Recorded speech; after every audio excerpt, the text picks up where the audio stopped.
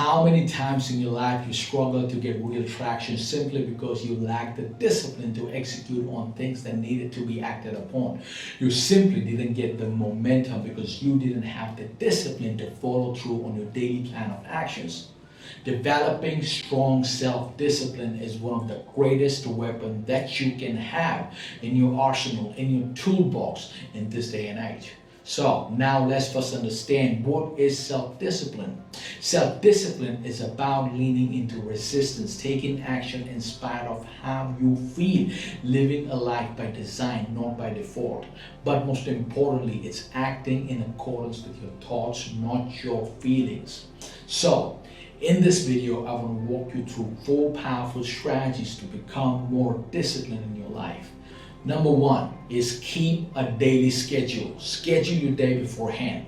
Now, when I say this, I don't mean that you just keep things in your head. What I'm suggesting, what I'm saying is keep a daily priority list. Things that you have to attack on a daily basis. This will give you a structure. A structure produces healthy human being.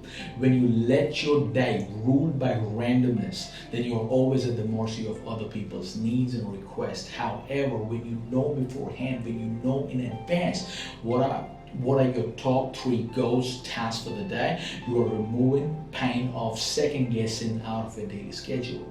You always know what you got lined up for the entire day. For example, if health is a priority for you, then make sure that working out in the gym is on your list. Let's say that you need to write a marketing piece for your social media platforms. Then you block out specific time during the day just for content writing. If your job title requires to make a bunch of calls every day, make sure that you got them on the list. Or let's say sending emails to your clients, to your employees is a major part of your day, then first decide what time of the day you feel most productive and then block that slot only for that task. I know a lot of executives like to get down to their emails very early in the morning. For example, Tim Cook of Apple reply all his emails between 3:30 to 4:30 in the morning. Some likes to do it towards the end of the day before they go to bed. It doesn't matter what your priorities are, but you gotta put them on a list. If you are an entrepreneur, then we all know that our days are not going to be structured and can get very demanding, and this can cause a lot of stress and panic when we get bombarded by 10,000 things that we have to accomplish on a daily basis, right? And when we are in a state of panic and freeze, it's really hard to stay motivated. It's really hard to stay disciplined. Now, once you get these things on your priority list, then your only job is to commit all the way into the list. Start attacking things that you got on the priority list without overthinking about it. When you are removing unnecessary thinking and second guessing out of the equation, it's easy to get in the state of flow. It's easy to get things done. So every night before you go to bed, jot down things you want to accomplish the next day.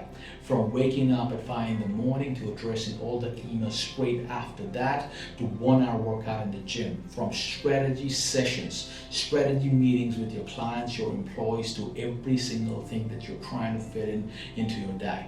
Number 2, hold yourself accountable. Humans would do more for others than they would do it for themselves. One of the reasons to hire a personal trainer at the gym so you can hold yourself accountable to someone else. Sometimes you just show up at the gym 5 in the morning because you know that you've got someone waiting for you at the gym. When you are an entrepreneur and running your own show, you don't really have to answer that many people. So the basic tendency is to let yourself off the hook when you don't follow through on your plan of actions, when you don't follow through on that big idea that you're trying to achieve. When you have accountability system in place, you get reminded about your priorities and goals. Sometimes you just work hard because you don't want to let the other person in your life down. It could be your children, your spouse, your parents, your closest friends. One of the things that I do on a regular basis is I make this massive declaration about my goals, my big visions to my wife, and I get her involved with my goals and things that I'm trying to accomplish. accomplish. So whenever she sees me doing things that doesn't align with my highest priorities, she really gets in my face and let me know that I need to step up my game. When I was in my teens, I would work extra hard because I did not want to let my parents down. So have an accountability partner, someone you are answerable to. Number 3, celebrate the small wins. You have to learn to celebrate the small wins, the micro wins. Sometimes people are so hard on themselves that they keep deferring joy until they get to the final destination, until they reach their final goals. Understand this, guys. Sometimes because it goes longer it might take to get you where you really want to go. It might take you years before you experience any real breakthrough in your business. Nothing great really happens overnight. And it is very hard to stay motivated. It is very hard to stay disciplined at something there is no tangible reward system in place. How are you going to get motivated and excited to get up in the morning to go after your goals if there is no positive consequences of your daily actions for a really long time? So learn to celebrate your small wins, your small victories. Whenever you accomplish something on your list, go out and give yourself a little treat. I'm not saying that you go out and spend the big bucks on it, but I'm saying small little treats. Go to a cafe and have a coffee and a muffin, or take your wife on a dinner and share the process with her. When you lose 2 kilos after busting your ass in the gym for 2 weeks, then go and get yourself a dessert or something. This sort of positive reinforcement of celebrating your small wins keeps you on track and keeps you motivated. And now, last piece of advice is have strong reasons and do what you love. There is no point to be disciplined at something you hate doing. If you hate your job, you'll have very limited reasons to be disciplined.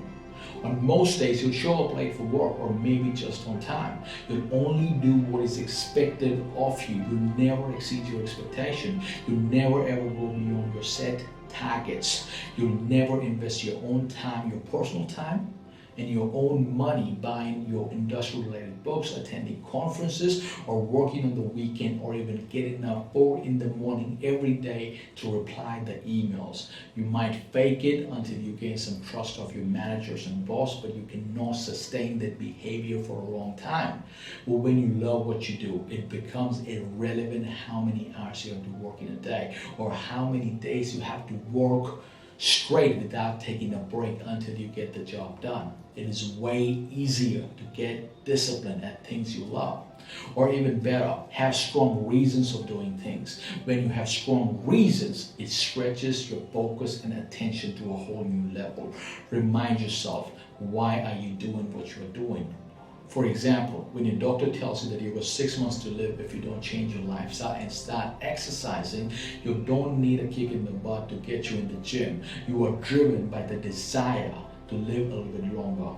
You know that you have people to take care of and a business to run. You are not going to cringe when you have to eat a salad when your friends are having a pizza. So do what you love and have strong reasons for it. And that's my time. Thank you for watching.